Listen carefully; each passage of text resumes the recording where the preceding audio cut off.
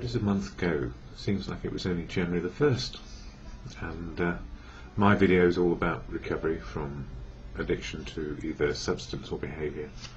The whole of January really devoted to understanding a little bit more about powerlessness over alcohol and life becoming unmanageable when we cannot stop drinking. And I was just reflecting before I started this video. I love my dad, and he died in 1991, and he was an alcoholic, and that's my best judgment, although I should not judge him. And I think for most of my adult life I did judge him rather harshly as a human being. He was very much a human doing and not much of a going concern. Being an alcoholic is quite an isolated and lonely business, and I think it was also isolated and lonely for my mother, who had to live with somebody who was always striving to be happy, and sometimes was happy, but normally with a few drinks inside him. And he was dependent, and so was I in the end. Chip off the old block. And why am I thinking about him? Well, the simple reason is I had 3 months to get to know him before he died, and during those 3 months he was diagnosed with cancer and goodness knows what else, and he had 3 months. What did he do? He stopped drinking and smoking, not because he thought he would live longer, but somehow he had a reason not to, or just had a feeling not to, and that simple feeling was, he said, I have nothing to fear. And you know, moving out of fear is probably the gift which is given to us on a daily basis, if we can, in recovery. Because during my lifetime of drinking, fear was always there. Fear of not being good enough, fear of not measuring up to either work, relationships, you name it. Always compare and despair. And these days I don't have to compare and despair, and I'm better off not judging other people. If I don't judge other people, that's the wine bottles going into the skip next door. I must change the time when I do these videos. They always do them at that time. Anyway, I can't do anything about that. Powerless over bottles being chucked in bins. That's the Bibendum restaurant, owned by Conran. It's called the Michelin building around here, and I've had a few drinks in there over the years, but not anymore. So, fear can rule our lives, and when we drink it takes the edge off, so we don't feel so fearful. We feel more convivial and joyful. Somehow our suppressed emotions, the ones we would like to access, come out. And it's very strange. I started drinking very early. I never learned how to live my feelings, experience my feelings in the moment, because I didn't know whether they were appropriate or not. And that's a lot to do with childhood experiences, which are very difficult, but I have dealt with, and I deal with them on a daily basis. And the gift is, in recovery, we do actually learn how to live on a daily basis. So my substance, alcohol, alcoholic, in recovery, one day at a time. That's the time frame which works for me. And what got me into recovery? Well, the love of family, especially my sister, who helped me along the way to a place where I could find clarity. She didn't like what she had to do, some tough love in there, tough in terms of saying no more help. And the reason for no more help was because it was just keeping the insanity going. My thinking was not good, and my feelings, I don't know where they were. I would spend days, weeks and months in depression, not knowing that alcohol was making it worse, and not knowing that underneath I always had clinical depression. But these days, if it's managed professionally and medically properly, so that I have an electrical system in my head which works correctly, and it's not diminished by things not reaching as far as they should, mechanically or physically, life goes on. So, you know, modern medicine and science plays a part in my recovery. There is no such thing as a happy pill. We are either happy or we're not, and we are joyful or sad as life offers. So the conviviality that we often get with excessive or extreme uses of drugs or alcohol is an extreme feeling or behaviour, and it's not real. It's not the real us, unless we put it down and then find we are exactly like that. And the answer is often we're not. We're somewhere in the middle of everything. So for me, what keeps me in recovery, having got that moment of clarity, or rather several moments of clarity, as I stared from the gutter, homeless, looking up and judging people going past, and blaming the world for all my woes. What actually happened? Well, long story, but cut short, it is, I found the fellowship of AA, or the fellowship of AA found me. And it works for me. And there are other ways of keeping sober, so it's not just AA, but I'm an absolute fan. And it works on a daily basis, because fellowship offers friends and support, love, tolerance, understanding, and offers me a way to live my life open, willing and honestly. Gosh, with less denial, but denial comes in every day, so there we go. And yesterday I was not very well doing the video. I was having a hypo, and I rushed it at the end because I needed to go get some sugar to bring my sugar levels up. Part of a cold. So, AA, what does it do? It helps me on a daily basis, and this is the statement of intent shared at every meeting in London, as I know it, 700 in all, so I've got plenty of choice. Alcoholics Anonymous is a fellowship of men and women who share their experience, strength and hope with each other, that they may solve their common problem and help others to recover from alcoholism. The only requirement for membership is a desire to stop drinking. There are no dues or fees for AA membership. We are self-supporting through our own contributions. AA is not allied with any sect, denomination, politics, organisation or institution. It does not wish to engage in any controversy, neither endorses nor opposes any causes. Our primary purpose is to stay sober and help other alcoholics to achieve sobriety. And if my father had heard that, he would have said that's a load of effing bollocks, or worse. They're all a bunch of something. Because he was a very strong thinker and strong believer that he was in charge of the world, and of course he wasn't, and that made him more isolated, and he used to go off and drink in pubs on his own. Anyway, in this book, Daily Reflections, which is a daily reflection on how to keep sober, and Jenna is all about step one, powerless over alcohol. Life is unmanageable if we drink. Treasure of the past. Showing others who suffer we were given help is the very thing which makes life seem so worthwhile to us now. Cling to that thought. In God's hands, the dark past is the greatest possession we have. The key to life and happiness for others. With it you can avert death and misery for them. And for me, as it says here, what a gift it is for me to realise that all those seemingly useless years were not wasted. Not one drop, not one moment was wasted. Now I'm in recovery. The most degrading and humiliating experiences turned out to be the most powerful tools in helping others to recover, because I share what's happened to me. In knowing the depths of shame and despair, I can reach out with a loving and compassionate hand and know that the grace of God, or good conscience as your belief system is available to me, and that is to access the truth, the open, honest, willing approach to living, with some ethical outlook of being a part of and no bigger or smaller than anybody else. So we get our voice back in recovery. And that was the thing my dad didn't have all his life. He didn't have a voice. And he wasn't listened to, and people forgot him because they couldn't tolerate his behaviour. Just like I turned out. But the gift is I found recovery, and I just wish he had too. But that's part of the journey. He taught me, I learned a new path.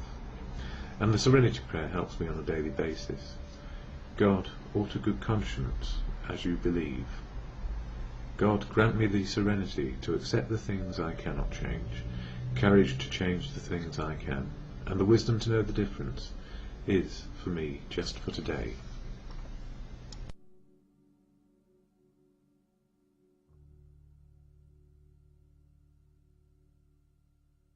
My substance, alcohol, my behaviour, trying to be perfect, I guess, for those 35 years of trying to do things and work hard and generally just do what everybody else does, get on, live life, cope as best we can.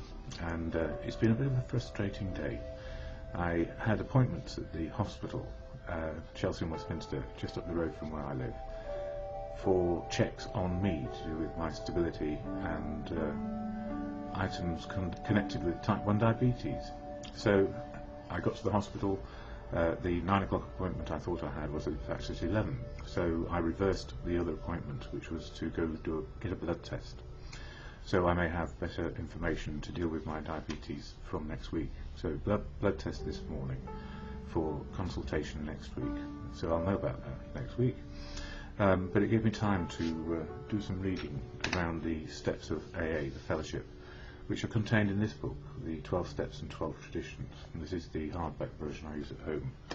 And this is my little black book which I carry around with me. And in it you can see it's a bit thumbed, and it's got little green stickers in for all sorts of reasons. Mainly mental notes for me, or notes about why it's important to practice the 12 steps of the fellowship program of AA. Now, AA saves my life on a daily basis because it's a fellowship. And in fellowship, ordinary people who have had a problem with drink go, listen, hear, experience strength and hope. And that's it simply, experience strength and hope. But to back it up, the literature books help. And the 12 by 12, I had my little black book copy with me whilst I was waiting for the blood test, which took an hour and a half in a queue. And one needs patience with our National Health Service, but at least it gets there in the end. So I read, or reread, yet again, for the umpteenth time, no matter how many times I read it, something jumps out at me, the first 3 steps of the 12-step program. And they are the key ones for me, letting me understand what is going on for me. I am powerless over alcohol, and life is unmanageable. Coming to believe in a higher power that can help me deal with the insanity of going back to drink. And then the third one, which is always a difficult one, often summarised as let go and let God, and let go of my self-will and let the good of life come in, and that is that I'm no bigger or smaller than anybody else on the planet. And the bit about acceptance yesterday, where I need to accept exactly where things are today so I can make the best of it. So rather than do what I've done in the past over the last couple of months, when my appointments have been somewhat tricky or they're overrunning in time, I often thought, well, I'll be better off at a meeting. But it was really important I stayed there and got the blood test done. And the other appointment with the psychiatrist, registrar, who is assigned to the diabetic unit, because often clinical depression is associated with long-term illness. And I have more than one long-term illness. I have recovery from addiction to substance and behaviour. I have type 1 diabetes, and I also have clinical depression. So clinical depression is something that I cannot get away from. It's just part of my makeup, which means I need a balancing act, if you like, with my chemistry. So to get to a place of normal, I often have to utilise antidepressants and a particular type of pain medication so that the diabetic neuropathy doesn't hurt as much and I can get about. So in between all that, it was a very tiring, exhausting day. Telling one's truth to a professional who has no other agenda than looking at me and seeing what is best for me. And believe you me, when you're sitting with a person who has many years experience of dealing with depressive illness, it's you can't hide. And I guess for me, I have been hiding a little bit away from those things which have been really hurting me deeply. And the consultation went as it could, and I got the advice I needed. So something I need to do is try not to compulsively help other people and not put myself second all the time. So compulsive helping has been something which I've been used to doing all my life, and it's something which has got in the way of me being able to have my life, be happy and live in the day, one day only, this one special day, the one where it's the here and now reality. So all that meant if you go to see a psychiatrist and they say, how do you feel today, I was a bit surprised when I broke down. And the reason why I broke down simply is I've been overwhelmed by events over the last few weeks. and I need to take account of what I need to do. But it shouldn't stop me doing these videos, and I'm going to cover the just for today parts, and as Bill sees it, the literature, and hopefully see what I could have done or achieved today, or have achieved in comparison to what is suggested in these pages. So this one, Daily Reflections, all about step 1 in January. That is, powerless over alcohol when life is unmanageable if I were to drink. Treasure of the past. Treasure of the past. Showing others who suffer how we were given help is the very thing which makes life seem so worthwhile to us now. Clinging to the thought that, in God's hand, the dark past is the greatest possession we have, the key to life and happiness for others. With it you can avert death and misery for them. Alcoholics, page 124, that's the big book. What a gift it is for me to realise that all those seemingly useless years were not wasted. The most degrading and humiliating experiences turned out to be the most powerful tools in helping others recover. In knowing the depths of shame and despair, I can reach out with a loving and compassionate hand, and know that the grace of God is available to me. And as you know from, if you've been watching my videos, the grace of God is God is shorthand for me. As Gandhi said, God is truth, God is love. And with those ideas firmly in my head, God is truth, and the spiritual connection to life is truth. Spiritual life is the gift that everybody has. It's the gift that keeps on giving. It's every single day we have to make good our lives, and to do it in a way which is not overstepping our importance or status, which is the same as anybody else, nor putting other people second in our lives. So we don't trample on each other, we just try and work out how to coexist as best we can.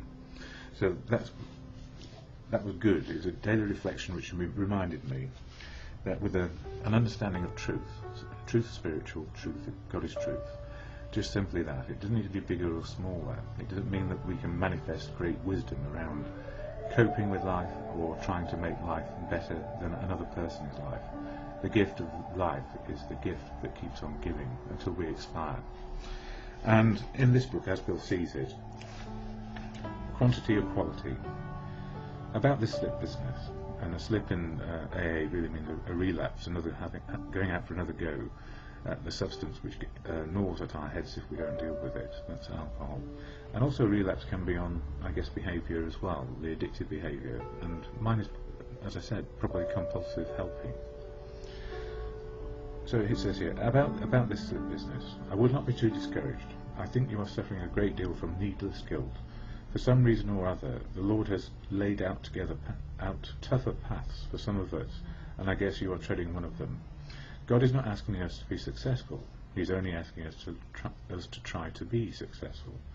That you are surely doing, and have been doing. So I would not stay away from AA through feeling any feeling of discouragement or shame, as if you have a relapse or a slip. It's just the place you should be. Why don't you try just as a member? You don't have to carry the whole AA on your back, you know. It is not always the quantity of good things that you do, it is also the quality that counts. Above all, take it one day at a time. And you know, when we take it one day at a time, and as I have said, my New Year's resolution, one day at a time, is simply to do less more thoroughly. That is, to look after myself, and I will get more on that next week when I get the results back of my blood tests. So it's to do less more thoroughly, to be a part of the world, to give to others as they give to me. And you know, the connection to a higher power, the truth of now is spiritual for me. God is truth, I understand that too. And when we say let go, let God, it's to let good things happen to all people, and not to put ourselves first. I guess that's what it is. More later.